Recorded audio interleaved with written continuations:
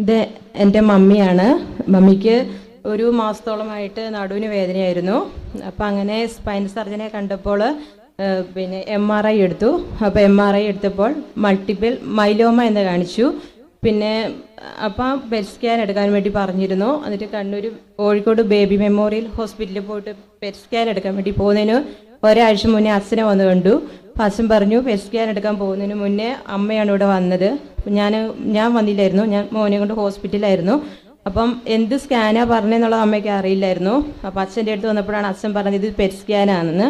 എന്നിട്ട് അമ്മയ്ക്ക് എന്താണെന്ന് അറിയില്ലായിരുന്നു. എന്നിട്ട് അച്ഛൻ പറഞ്ഞു പിറ്റേ ദിവസമാണ് ഞങ്ങൾ ബുക്ക് ചെയ്തത്. അപ്പോൾ അച്ഛൻ പറഞ്ഞു പിറ്റേ ദിവസം പോകണ്ട, ഒരാഴ്ചയ്ക്ക് ശേഷം പോയാൽ മതി എന്ന് പറഞ്ഞു. അപ്പോൾ അതിനകത്തൊന്നും കാണില്ല എന്ന് പറഞ്ഞു. എന്നിട്ട് ഒരാഴ്ച കഴിഞ്ഞിട്ട് ഞങ്ങൾ പെറ്റ് സ്കാൻ ചെയ്തു. പെറ്റ് സ്കാൻ ചെയ്തപ്പോൾ അന്നേരം തന്നെ ഡോക്ടറെ കാണാൻ പറ്റൂ. ലീഷൻസ് ഒന്നും കാണുന്നില്ല എന്ന് അന്നേരം പറഞ്ഞിരുന്നു സാറ്.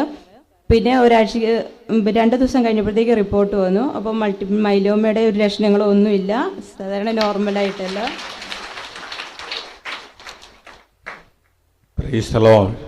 പ്രിയപ്പെട്ടവരെ, MRIയിൽ മൾട്ടിപ്പിൾ മൈലോമ കണ്ടെത്തിയതിന് ശേഷം വീണ്ടും പെറ്റ് സ്കാൻ എടുക്കുന്നത് ഇതുണ്ടോ എന്ന് നോക്കാൻ വേണ്ടിയിട്ടല്ല, എവിടെയൊക്കെ ഇത് വ്യാപിച്ചിട്ടുണ്ട് എന്ന് പരിശോധിക്കാൻ വേണ്ടിയാണ് പെറ്റ് സ്കാൻ ചെയ്യുന്നത്.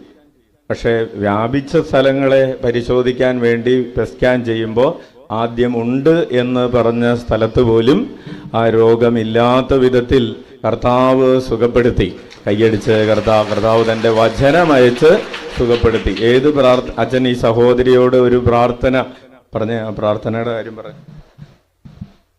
അച്ഛൻ എന്നോട് പറഞ്ഞു 1000 പ്രാവശ്യം ഈശോ എൻ്റെ കൂടെയുണ്ട്, ഈശോ എല്ലാം നോക്കിക്കോളുമെന്ന് ചൊല്ലണമെന്ന് പറഞ്ഞു.